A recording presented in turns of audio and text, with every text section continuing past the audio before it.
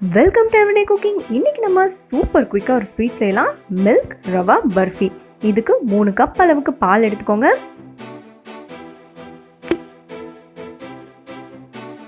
மூணு கப் பாலுக்கு 1 கப் ரவை.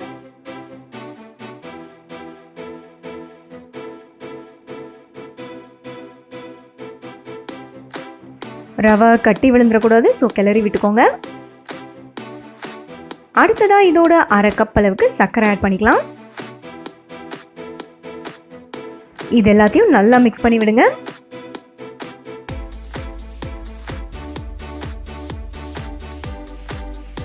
இதோட கொஞ்சமா நம்ம குங்குமப்பூ ஆட் பண்ணிக்கலாம். குங்குமப்பூ நல்ல ஒரு கலரும் ஃப்ளேவரும் தரும். இருந்தால் ஆட் பண்ணுங்க, இல்லைனாலும் பரவாயில்ல.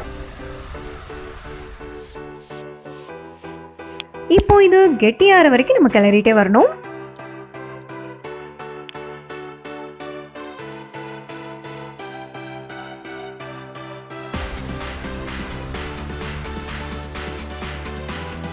இது ஓரளவுக்கு நல்லா கெட்டியாயிடுச்சு. இந்த ஸ்டேஜில் 1 டேபிள் ஸ்பூன் அளவுக்கு நெய் சேர்த்துக்கலாம். இதை நல்லா கிளற ஆரம்பிங்க. பாத்திரத்தில் ஒட்டாமல் வர வரைக்கும் இதை நம்ம கிளறிக்கணும்.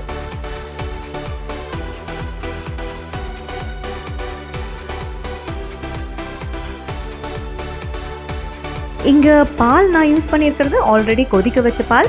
ஸோ 3 கப் பாலுக்கு 1 கப் ரவை, 1/2 கப் சர்க்கரை.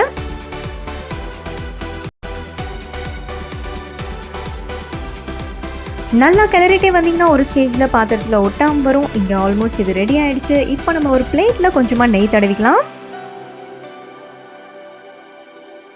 இப்போ நீங்கள் கிளறி வச்சிருக்கிற ரவையை இதில் போட்டு ஷேப் பண்ணிக்கோங்க.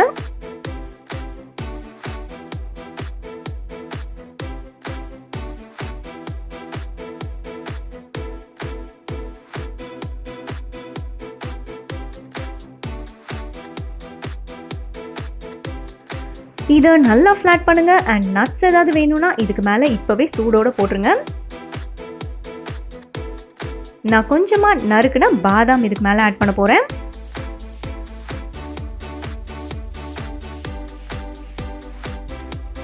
பாதாம் ஆட் பண்ணியாச்சு. இதை கம்ப்ளீட்டாக அப்படியே ஆற விடுங்க. ஆற விட்டிங்கன்னா அழகாக பீஸ் போட்டுடலாம்.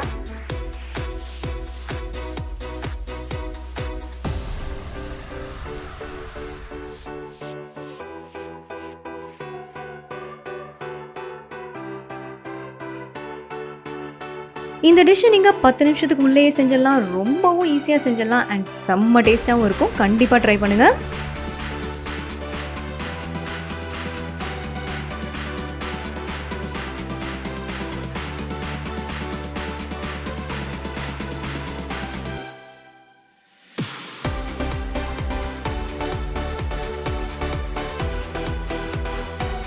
இங்கே நம்மளோட மில்க் கேசர் ரவா பர்ஃபி சூப்பராக ரெடி ஆயிடுச்சு. வேற ஒரு இன்ட்ரெஸ்டிங்கான ரெசிபியோட உங்களை சந்திக்கிறோம். எங்கள் வீடியோஸ் எல்லாம் பிடிச்சிருந்தா லைக் பண்ணுங்கள், ஷேர் பண்ணுங்கள், கமெண்ட் பண்ணுங்கள். அண்ட் மறக்காம எங்கள் சேனலுக்கு சப்ஸ்கிரைப் பண்ணுங்கள்.